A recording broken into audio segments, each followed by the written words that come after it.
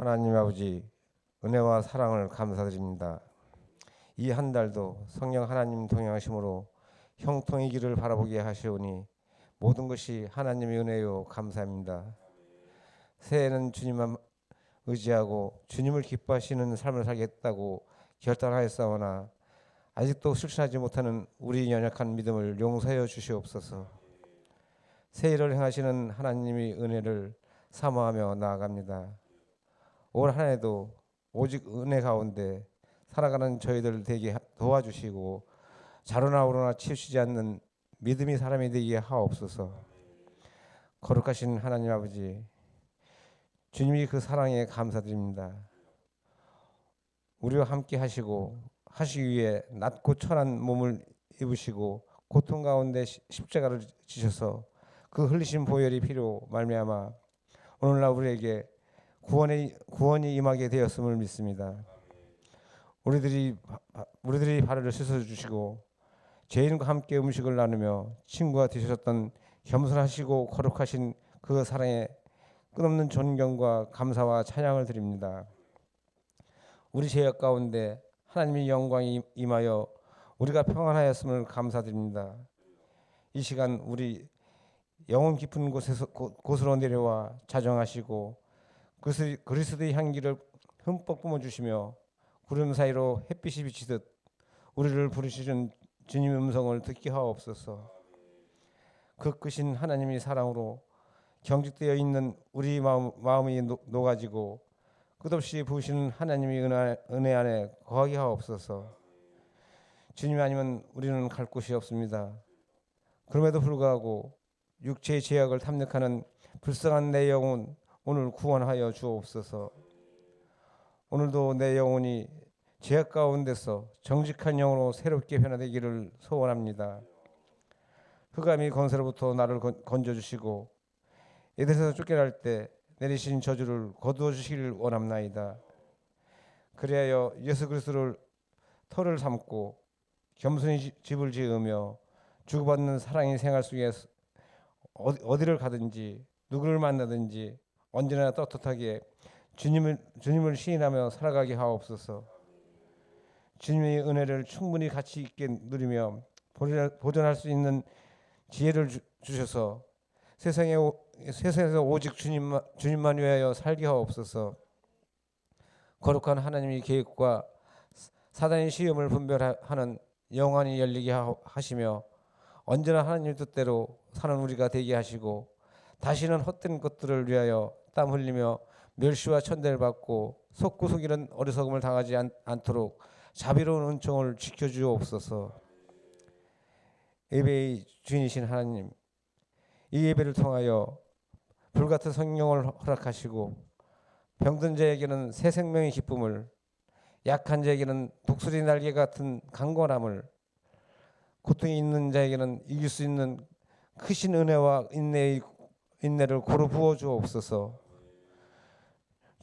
주님이라 부르면서 따르지 않고 길이라 알면서도 가지 않고 영혼이라 알면서도 찾지 않고 의라 부르면서도 두려워하지 않는 교만한 자들에게는 말씀이 채축되어 깨닫고 회개하게 하여 주옵소서. 사랑의 근원이신 하나님, 사랑이 우리에게도 온전히 채워질 때 그 능력과 권세로서 우리들이 영혼의 병과 육신이 몹쓸 병도 깨끗이 치료되고 모든 고통과 슬픔도 눈독도 사라질 것을 확실히 믿사옵나이다. 이제 그 사랑을 우리에게도 넘치게 채워주셔서 죄의 사실을 풀리고 모든 문제가 해결받는 놀라운 은혜를 부어주옵소서. 오늘도 귀하신 목사님께서 말씀을 전하실 때 우리로 하여금 눈물이 골짜기를 벗어나 기쁨이 들판으로 달려나오게 하시며 세상의 모든 악독과 죄악이 산산이 부서지고 흩어지는 능력의 역사가 나타나게 하여 주시옵소서. 이 모든 것 거룩하신 예수 그리스도의 이름으로 기도드립니다.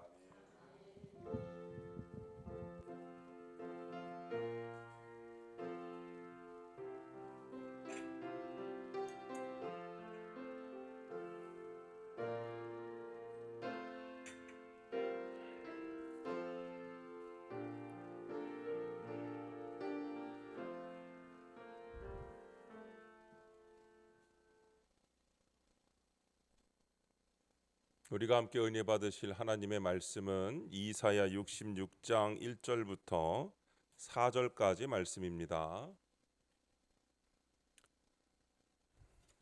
다 일어나셔서 찾으신 말씀을 우리 다 함께 한 목소리로 읽겠습니다. 여호와께서 이와 같이 말씀하시되 하늘은 나의 보좌요 땅은 나의 발판이니 너희가 나를 위하여 무슨 집을 지으랴 내가 안식할 처소가 어디랴 나 여호와가 말하노라 내 손이 이 모든 것을 지었으므로 그들이 생겼느니라 무릇 마음이 가난하고 심령에 통회하며 내 말을 듣고 떠는 자 그 사람은 내가 돌보려니와 소를 잡아 드리는 것은 살인함과 다름이 없이 하고 어린 양으로 제사 드리는 것은 개의 목을 꺾음과 다름이 없이 하며 드리는 예물은 돼지의 피와 다름이 없이 하고 분향하는 것은 우상을 찬송함과 다름이 없이 행하는 그들은 자기의 길을 택하며 그들의 마음은 가증한 것을 기뻐한즉 나 또한 유혹을 그들에게 택하여 주며 그들이 무서워하는 것을 그들에게 임하게 하리니 이는 내가 불러도 대답하는 자가 없으며 내가 말하여도 그들이 듣지 않고 오직 나의 목전에서 악을 행하며 내가 기뻐하지 아니하는 것을 택하였음이라 하시니라. 아멘. 자리에 앉으시면서 옆 사람 앞뒤 사람에게 잘 오셨습니다. 반갑습니다. 축복합니다.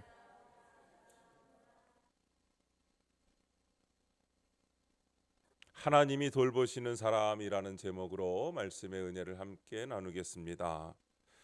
사람은 자신이 함께 하고 싶은 사람이 있습니다.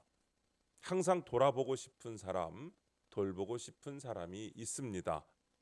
그는 내가 무엇을 원하는지, 내 마음이 어떠한지, 내 감정이 어떠한지를 알고 이해하며 함께 하려고 하는 사람입니다. 여러분, 하나님께서 함께 하시고 싶어 하는 사람도 마찬가지입니다. 하나님의 마음을 알고 하나님께서 진정으로 원하시는 것이 무엇인지를 알려고 애쓰며 또 그렇게 살아가는 사람입니다. 오늘 본문 말씀은 하나님께서 좋아하는 사람, 곧 하나님께서 돌보시는 사람이 누구인지에 대해서 말씀해 주고 있습니다. 본문 2절 말씀에 보니까 이렇게 말씀하고 있습니다. 무릇 마음이 가난하고 심령에 통회하며 내 말을 듣고 떠는 자 그 사람은 내가 돌보려니와 라고 말씀하고 있습니다. 바로 이런 사람입니다. 자, 그런데 우리는 많은 부분에서 착각을 하고 있습니다. 내면의 신앙보다 보여지는 신앙을 더 중요하게 생각합니다. 이스라엘 백성들이 하나님을 섬기는 과정에 보면 저들은 율법의 형식에 빠져 보이기 위한 성전에 집착하고 보이기 위한 의식을 행하고 보이기 위한 기도를 드리며 보이기 위한 선행을 베풉니다. 오늘 본문 1절에 보니까 하늘은 나의 보좌요 땅은 나의 발판이니 라고 말씀하고 있습니다. 즉 우주가 곧 내가 거하는 성전이라고 말씀하신 이유는 무엇일까요? 바로 건물 성전에 목숨을 거는 이스라엘 백성을 경계시키기 위한 것이었습니다. 아름다운 성전으로 하나님이 기뻐하실 것이라는 착각과 이 성전에서 하나님께 제사하는 것을 무조건 하나님께서 받으실 것이라고 착각하는 이스라엘을 향한 경고요, 깨우침인 것입니다. 하늘과 땅, 우주가 나의 성전과 같은데 너희가 지은 그 건물이 아무리 아름답다고 한들 그것과 견줄 수 있겠느냐는 말씀입니다. 그런 착각에 빠지지 말라는 경고입니다. 그리고 저들의 제사 또한 의식과 형식일 뿐입니다. 미가서 6장 6절에서 8절 말씀에 보면 이스라엘 백성들이 얼마나 형식적인 제사에 애쓰고 있었는지를 여실히 보여주고 있습니다. 내가 무엇을 가지고 여호와 앞에 나아가며 높으신 하나님께 경배할까? 내가 번제물로 1년 된 송아지를 가지고 그 앞에 나아갈까? 여호와께서 천천의 순양이나 만만의 강물 같은 기름을 기뻐하실까? 내 허물을 위하여 내 마다들을 내 영혼의 죄로 말미암아 내 몸의 열매를 드릴까? 사람아, 주께서 선한 것이 무엇임을 내게 보이셨나니 여호와께서 내게 구하시는 것은 오직 정의를 행하며 인자를 사랑하며 겸손하게 내 하나님과 함께 행하는 것이 아니냐라고 말씀합니다. 여기서 보면 사람들은 하나님 앞에 어떻게 예배할까? 어떤 재물을 가지고 나가야 하나님께서 기뻐하실까? 1년 된 송아지 아니면 천천의 순양이나 또 만만의 강물 같은 기름을 기뻐하실까? 내 맏아들을 바칠까? 내 몸의 열매를 드릴까? 하나님께서 기뻐하시는 제사가 무엇일까? 하나님께서 받으시는 제사가 무엇일까를 고민하면서 하나님 앞에 나아가려고 했습니다. 그러나 여러분, 하나님께서 원하시는 것은 공의를 행하고 인자를 사랑하고 겸손히 하나님과 함께 동행하는 삶이라고 말씀하고 있습니다. 단지 외형적인 제사에 치중하는 저들에게 이사야서 1장에서는 따끔하게 말씀하십니다. 11절에 보니까 이렇게 말씀합니다. 여호와께서 말씀하시되 너희의 무수한 재물이 내게 무엇이 유익하뇨?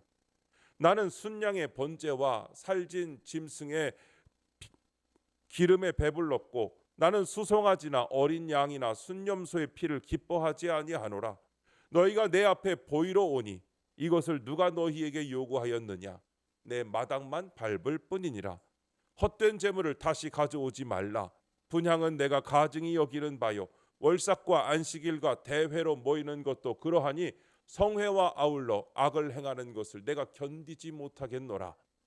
내 마음이 너희의 월삭과 정한 절기를 싫어하나니 그것이 내게 무거운 짐이라 내가 지기에 곤비하였느니라 하고 말씀합니다. 주님께서 우리에게 여러 예배의 형식을 하지 말라고 하시는 것이 아니라 잘못된 속이 비어있는 모양만 갖춘 형식적인 그런 예배는 내가 너희에게 가르쳤던 그 내실, 그 속에 있는 열매, 그것이 없다면 그 예배는 받을 수 없다고 말씀하고 계시는 것입니다. 오늘 본문에 보니까 소를 잡는 것은 살인과 같고 어린 양을 드리는 것은 개의 목을 꺾는 것과 같으며 예물을 드리는 것은 돼지의 피를 드리는 것과 같고 분향은 우상을 찬송하는 것과 같다고 말씀하고 있습니다. 성경에서 보여주는 대표적인 율법주의로 인한 형식의 예입니다. 여러분, 그런데 우리도 이것에서 자유하지 못합니다. 우리도 보이기 위한 신앙생활을 하고 있지는 않은지 돌아보셔야 합니다. 우리의 말, 우리의 기도, 우리의 예배드림, 우리의 예배당 이런 것들을 형식으로 잘 갖추고 나름대로 잘 하고 있다고 생각합니다. 그렇다면 우리도 여기서 속고 있는지도 모릅니다. 단지 형식을 갖추고 있는 것에서 만족하고 머문다면 여러분 스스로 속임을 당할 수도 있습니다. 한 유명한 선교단체에서 일하는 선교사님이 이런 고백을 한 적이 있습니다. 우리 단체 안에는 주님보다는 사역하고 있는 자신의 모습이 좋아서 선교단체에 소속되어 있고 주변 사람들이 칭찬해주는 그 모습이 자기 정체성이 되어버려 진짜 자신은 못 보고 무리지어 찬양할 때의 심리적 귀속감을 부르심으로 착각하고 있는 사람들, 은밀하게는 죄의 노예가 되어 있으면서도 사역의 만족으로 자신을 속이고 정당화하고 있는 사람들, 이런 사람들이 많이 있습니다 라고 고백했습니다. 이것은 본질에서 나오는 것이 아니기에 섬김이 아니라 쇼일 뿐입니다. 겉모양만 갖췄습니다. 겉만 번지르르 하고 멋지고 그 모습에 매혹되어서 그게 진짜 모습인 것처럼, 그게 헌신인 것처럼, 그게 사람들이 보는 그 모습이 자신의 모습인 것처럼 그렇게 포장하고 나아가는 것입니다.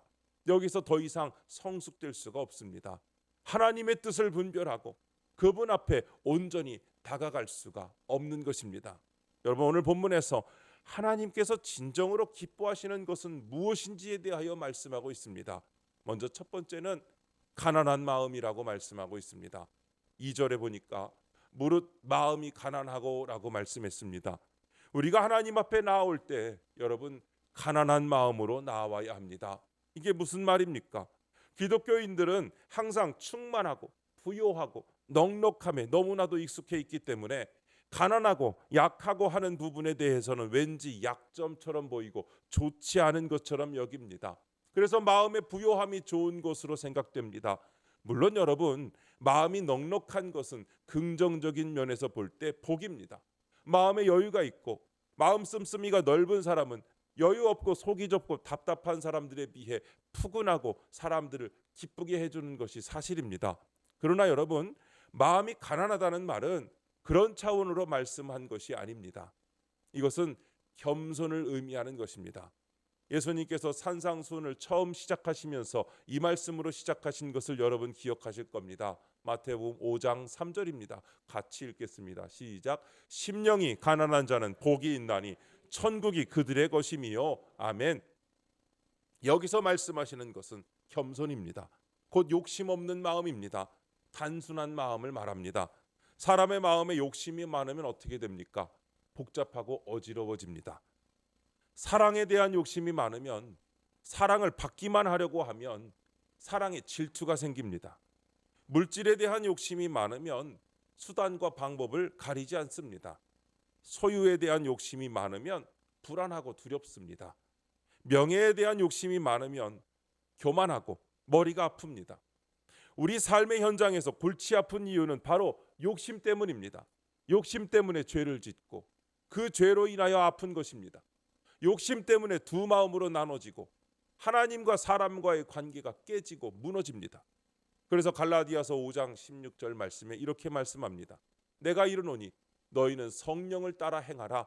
그리하면 육체의 욕심을 이루지 아니하리라 했습니다. 가난한 마음이란 바로 욕심을 버리고 성령을 따라 행하는 단순한 마음입니다. 그리고 영적인 의미에서 부족함을 깨닫는 것입니다. 하나님 앞에서 죄와 무능력을 발견하고 하나님 앞에 더 온전히 더 바로 서기를 갈망하는 마음이 바로 영적인 가난함입니다. 하나님 앞에서 깨지고 부서진 마음입니다. 여러분, 하나님이 가장 싫어하는 사람이 바로 교만한 사람들인 것을 아십니까? 앞에서 말씀드린 바리새인들의 영적인 교만을 예수님께서 책망하신 이유가 무엇입니까? 저들의 교만 때문입니다. 저들의 기도를 보면 누가복음 18장 11절 12절에 이렇게 기도합니다. 18장 11절 12절 맞아요? 제가 읽을게요. 바리새인은 서서 따로 기도하여 이르되 하나님이여, 나는 다른 사람들 곧 토색, 불의, 간음을 하는 자들과 같지 아니하고 이 세리와도 같지 아니함을 감사하나이다. 나는 일에 2번씩 금식하고 또 소득의 11조를 드리나이다 하고 이렇게 기도합니다. 여러분, 오늘 나의 영적인 상태는 어떠한지 돌아보셔야 합니다. 우리도 바리새인이 기도한 것처럼 나도 이 정도로 만족한다, 이 정도면 되지 않느냐, 이렇게 생각하고 계시지는 않으시는지요? 우리는 하나님 앞에 주님, 나는 아직도 멀었습니다. 저는 아무것도 아닙니다. 이렇게 고백할 수 있어야 합니다. 내가 지금 충분히 하고 있다 생각하고 지금 나 정도면 만족한다고 생각하는 모습은 여러분 잘못된 모습입니다. 우리는 가만히 놔두면 죄짓고 계속 또 죄를 짓는 하나님의 원수가 되는 바로 그런 모습을 가지고 있습니다. 나는 아무것도 아니라는 고백, 가난한 마음, 이 마음을 가질 때 하나님께서 우리를 돌보신다고 말씀하고 있습니다. 그리고 나의 부족함을 하나님께서 채워주시는 것을 여러분 믿으시기를 바랍니다. 그래서 가난한 마음을 가지고 주님 앞에 나아가야 합니다. 두 번째는 우리는 늘 하나님 앞에서 애통하고 회개하는 마음을 가질 때 하나님이 기뻐하십니다. 오늘 말씀에서 2절에 보니까 심령에 통회하며라고 말씀하고 있습니다. 뭔가 핀트가 안 맞았어요, 그렇죠? 심령에 통회하며라고 말씀하는데, 심령에 통회하는 것이란 애통하고 회개한다는 뜻입니다. 우리에게는 늘 애통하는 마음이 있어야 합니다. 마태복음 5장 4절에 보면 애통하는 자가 복이 있다고 말씀합니다. 여기서 애통이라는 말은 일반적인 슬픔과 비상사태예요. 괜찮아요? 네, 지진 난 거 아니죠? 네, 감사합니다. 우리는 먼저 일반적인 슬픔을 두려워하거나 멀리하려 해서는 안 됩니다. 햇볕이 좋다고 해서 계속 햇볕만 비춘다면 여러분 그곳은 결국 사막이 된다고 합니다. 우리에게 기쁜 일은 좋지만 항상 기쁜 일만 있다면 우리는 교만하게 될 것입니다. 그러나 여러분, 우리에게 종종 슬픔의 시간이 찾아온다면 그 순간을 감사하고 그 슬픔 속에 녹아 들어가야 합니다. 왜냐하면 그 슬픔이 우리를 깨우기 때문입니다. 사막이 되게 하지 않고 촉촉한 대지, 촉촉한 옥토가 되게 하는 것은 바로 슬픔의 순간이 우리에게 있기 때문입니다. 그 슬픔으로 인해 우리는 진실을 얻게 됩니다. 이런 순간 자기 자신에 대한 진실을 발견하게 됩니다.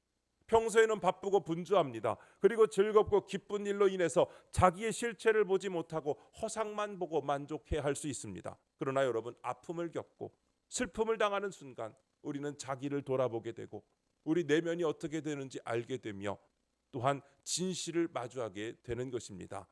그리고 슬픔으로 인해 우리는 사람을 얻게 됩니다. 곧 친구를 얻습니다. 여러분, 진정한 친구는 내가 힘들고 어려울 때 나를 찾아올 수 있는 친구입니다. 나를 위하여 기도해주고 나를 염려해주고 함께 해줄 수 있는 사람이 진정한 친구입니다. 내가 잘 되고 내가 좋을 때 찾아주는 친구보다 내가 아픔을 겪고 있고 슬픔을 당할 때 위로가 되어주고 힘이 되어주는 사람이 진정한 친구입니다. 슬픔의 순간에 우리는 진정한 친구가 누구인지 알아볼 수 있게 됩니다. 또한 슬픔으로 인해 우리는 하나님을 발견할 수 있습니다. 그 순간 나의 약함과 무지에 대하여 깨닫게 되고 하나님을 새롭게 바라보게 되는 것입니다. 그래서 하나님께 나아가지 않을 수가 없습니다. 단순히 하나님만 발견하는 차원이 아니라 하나님이 나에게 오는 것을 알게 됩니다. 하나님을 얻게 됩니다. 하나님이 나와 함께하고 계신 것을 알게 됩니다. 하나님의 그 섭리가 나를 둘러싸고 계신 것을 그때서야 깨닫게 됩니다.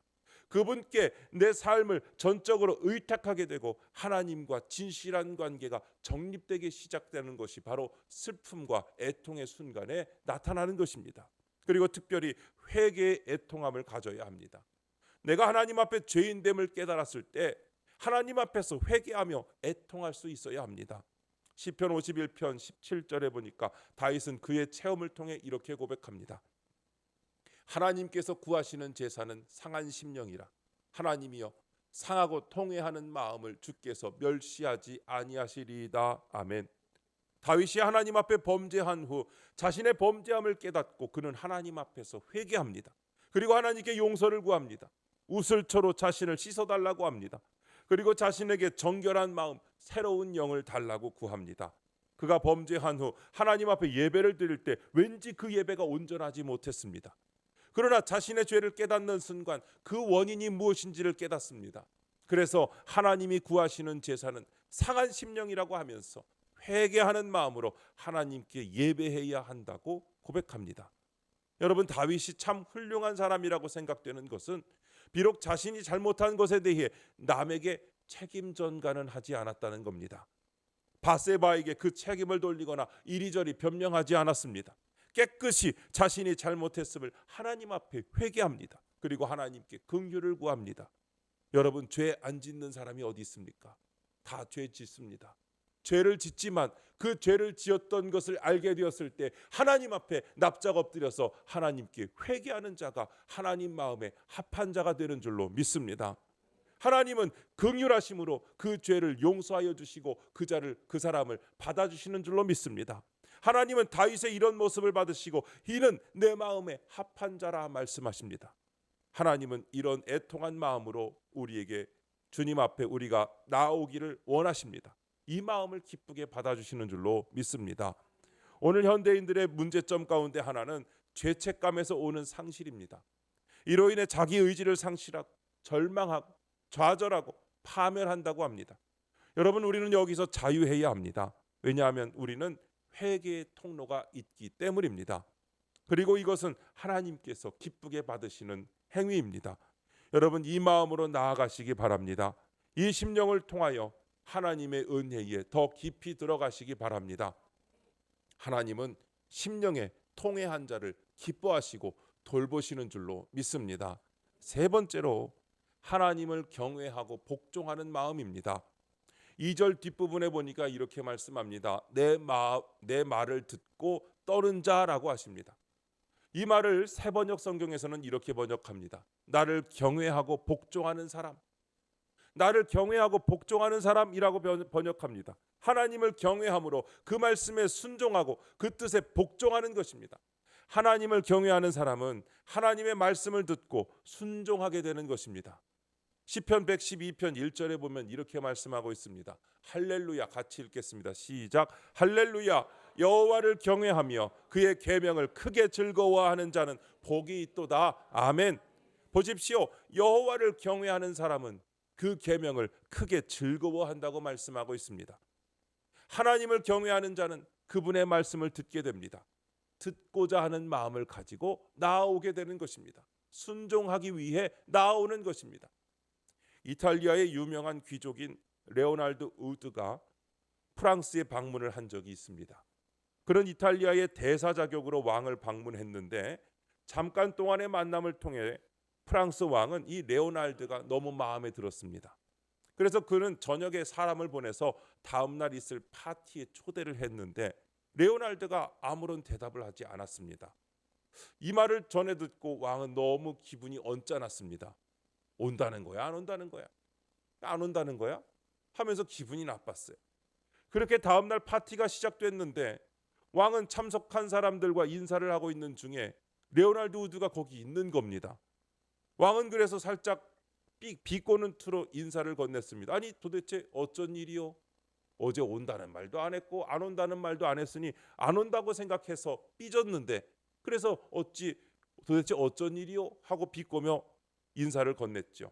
그랬더니 레오날드가 이렇게 얘기합니다. 폐하께서 저를 초대하시지 않으셨습니까? 맞소. 하지만 사화는 아무런 대답을 못 받았다고 하던데. 그랬더니 또 대답합니다. 왕의 초대에 제가 어찌 승낙이나 거절을 하겠습니까? 신하에게는 순종만 있을 뿐입니다. 라고 얘기했다고 합니다. 사랑하는 성도 여러분, 하나님은 성경을 통하여 우리에게 명령을 내리셨고 우리는 믿음을 통해 그 명령을 따를 뿐입니다. 하느냐 마느냐를 우리가 결정할 일이 아닙니다. 우리는 하나님의 자녀로서 하나님의 종으로서 모든 말씀에 순종하며 주님이 나의 참된 주인이심을 고백해야 되는 것입니다. 반드시 그렇게 할 때에 하는 모든 일이 다 형통하게 될 줄로 믿습니다. 하나님은 형식보다 그 말씀을 듣고 순종하는 것을 기뻐하십니다. 하나님께서는 제사보다도 순종을 더 원하신다고 말씀하십니다. 그 마음으로 드리는 예배, 그 마음으로 드리는 예물, 그 마음으로 드리는 의식이 의미가 있지, 그 마음이 빠진 채로 드리는 예물, 그 마음이 빠진 채로 드리는 예배, 그 마음이 빠진 채로 드리는 의식은 의미가 없다는 것입니다. 여러분, 그 마음으로 드릴 때 산제사가 되고 하나님께서 받으시는 예배가 되는 줄로 믿으시기 바랍니다. 사랑하는 성도 여러분, 진정으로 하나님께서 우리에게 원하시는 것이 무엇인지를 오늘 우리는 생각해 보아야 합니다. 그리고 그것을 잘 맞추어서 더 아름답고 복되게 하는 형식의 옷도 입으시기를 바랍니다. 예배의 옷도 입고 기도의 옷도 입고 봉사와 선교의 옷도 입는 것입니다. 하나님께서 기뻐하시는 마음을 가지고 그 옷을 입고 나아갈 때 하나님께서 받으시는 줄로 믿습니다. 하나님께서 기뻐하시고 그와 함께 하시며 떠날 이유가 없고 외면할 이유가 없고 돌보는 하나님께서 돌보시는 사람이 되는 줄로 믿습니다. 사랑하는 여러분, 여러분이 하나님의 마음에 합하여 늘 그분이 함께 하시기를 기뻐하고 또 돌보는 사람이 되시기를 주님의 이름으로 축복합니다. 기도하겠습니다.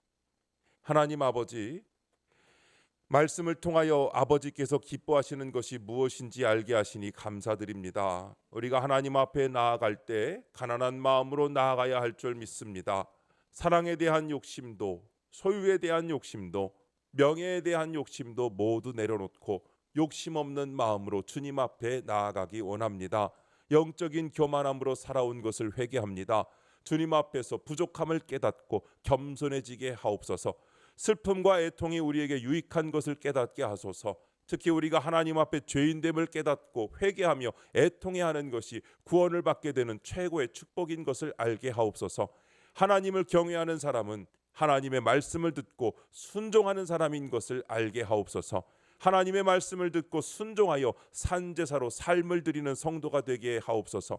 마음이 가난하여 부족함을 인정하고 애통하고 회개하여 주님의 긍휼을 구하며 하나님을 경외하여 말씀에 복종함으로 하나님께서 기뻐하시고 돌보시는 사람들이 되게 하옵소서. 예수님의 이름으로 기도드립니다. 아멘.